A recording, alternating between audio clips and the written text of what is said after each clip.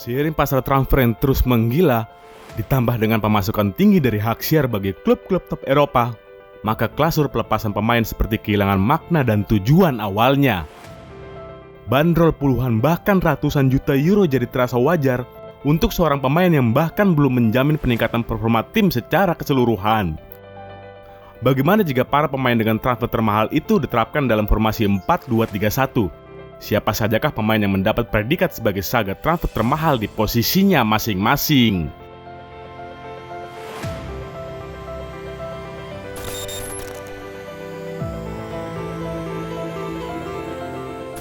Bursa transfer musim panas 2018 menghadirkan satu kejutan besar.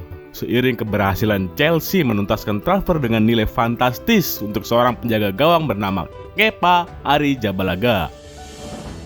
Chelsea bahkan sampai rela mengaktifkan klausul buyout Kepa sebesar 80 juta euro kepada Atletico karena pada saat itu The Blues memang sedang darurat kiper setelah dibawa Courtois hengkang ke Real Madrid jelang penutupan jendela transfer Liga Premier Inggris musim 2018. Dengan nilai transfer sebesar itu akhirnya menjadikan Kepa sebagai penjaga gawang dengan nilai termahal sepanjang sejarah hingga saat ini. Setelah sebelumnya memiliki kiper termahal di dunia, kini Chelsea juga mendatangkan bek kiri termahal di dunia. The Blues menyelesaikan biaya transfer untuk Marco Kurela sebesar 72 juta euro yang dibayarkan ke pihak Brighton di musim 2022. Sebelum memutuskan bergabung dengan The Blues, Marco Kurela juga diincar oleh Manchester City yang ketika itu membutuhkan seorang pelapis di posisi bek kiri. Namun The Citizen menganggap bandrol yang ditetapkan Chelsea sebesar 72 juta euro terlalu besar hanya untuk seorang pelapis. Mundurnya City dari perburuan Cucurella membuat Chelsea bergerak cepat dengan mengajukan tawaran ke Brighton dan langsung meresmikan bek berusia 24 tahun itu untuk durasi 6 tahun di Stamford Bridge.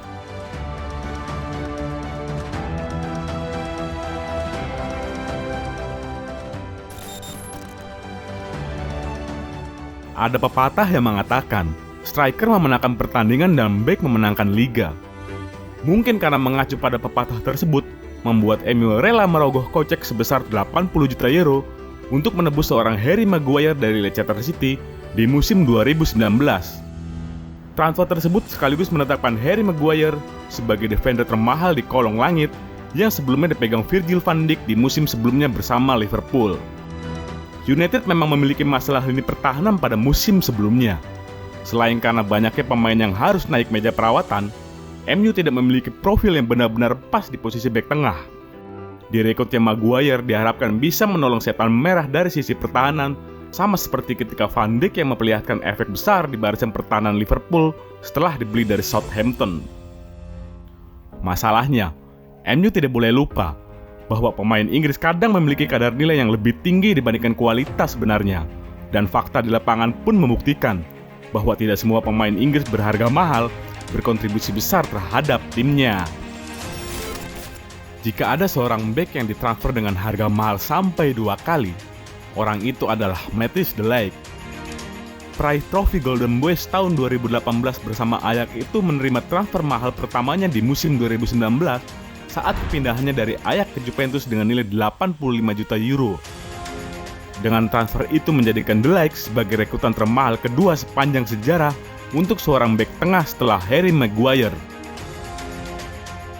Transfer mahal kedua yang diterima de Ligt saat kepindahannya ke Bayern Munchen setelah 3 musim mengabdi ke Nyonya Tua membuat Juventus menerima 78 juta euro ditambah 11 juta euro dalam bentuk tambahan berbasis performa. Ketika itu de Ligt merasa tidak betah dan kurang cocok dengan skema permainan Juventus. Kondisi Juventus yang carut-marut serta kemerosotan performa membuat ia memilih hijrah ke Bayern Munchen. Dengan begitu, Matthijs de Ligt masuk 2 kali dalam daftar bek tengah termahal di dunia, suatu hal yang jarang terjadi di sepak bola. Juventus kembali melakukan penjualan pemain termahal mereka ketika melepas João Cancelo yang berposisi sebagai fullback ke Manchester City di musim 2019 sebesar 70 juta euro. Maurizio Sarri yang menjadi pelatih Juventus saat itu tidak menyukai gaya permainan Cancelo yang terlalu menyerang untuk posisi fullback kanan. Sarri menyukai fullback yang pintar mengawal area pertahanan ketimbang membantu serangan. Sebenarnya Cancelo juga sudah tidak disukai pelatih Juventus sebelumnya, Massimiliano Allegri. Allegri kerap dibuat kesal oleh Cancelo yang sering membuat blunder, imbas terlalu banyak membantu penyerangan. Oleh karena itu, menjual Cancelo dijadikan pilihan Maurizio Sarri untuk memperbaiki kinerja Juventus saat itu. Dilepas secara gratis oleh MU ke Juventus pada musim 2012 karena tidak mau memperpanjang kontraknya, Paul Pogba justru kembali dibeli MU 4 musim setelahnya.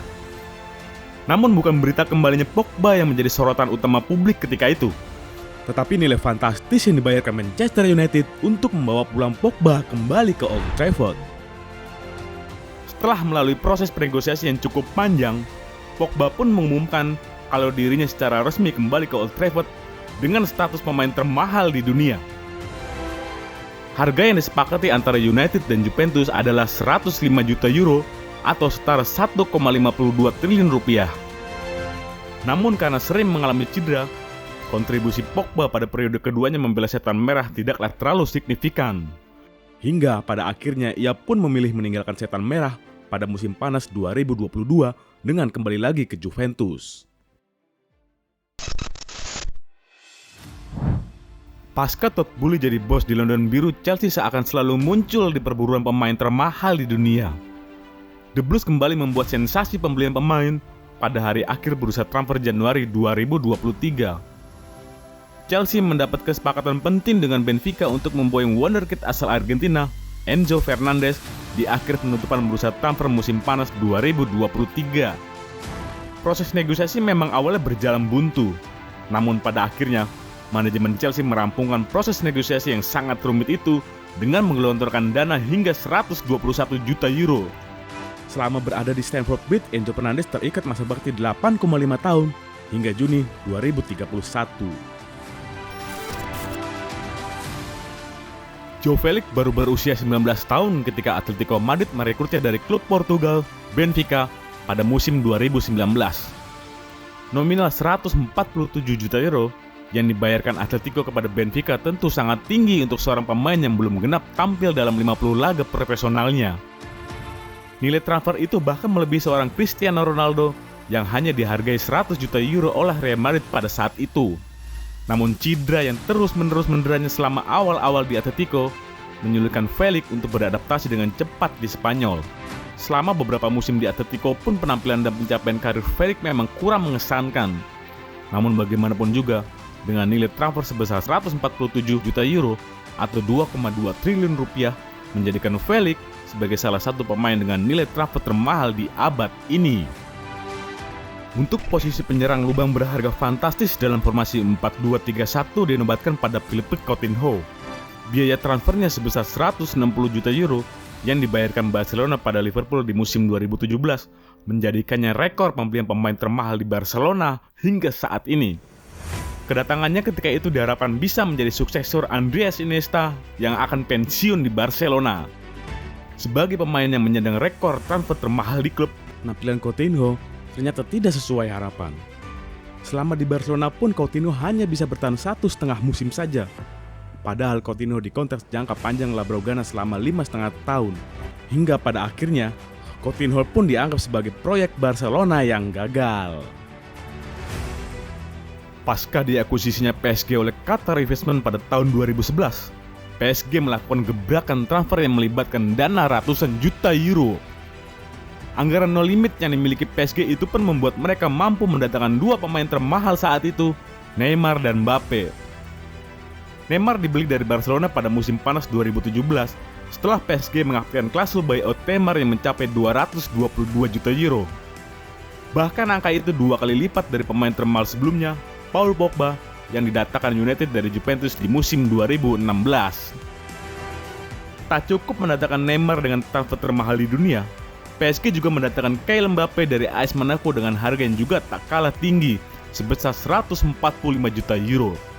Di dalam rincian kontraknya, Mbappe juga akan mendapat gaji bersih 100 juta euro per tahun. Nasser Al-Khelaifi sebagai pemilik PSG menyulap PSG menjadi klub yang bling-bling dengan timbunan para pemain mahal yang melalui limpahan uang minyak Qatar. Gegap gempita bursa transfer, apalagi dengan predikat saga transfer yang melibatkan uang ratusan juta euro, memang menarik untuk diamati. Dan patut ditunggu, siapa lagi yang akan memegang predikat sebagai saga transfer dunia ke depannya.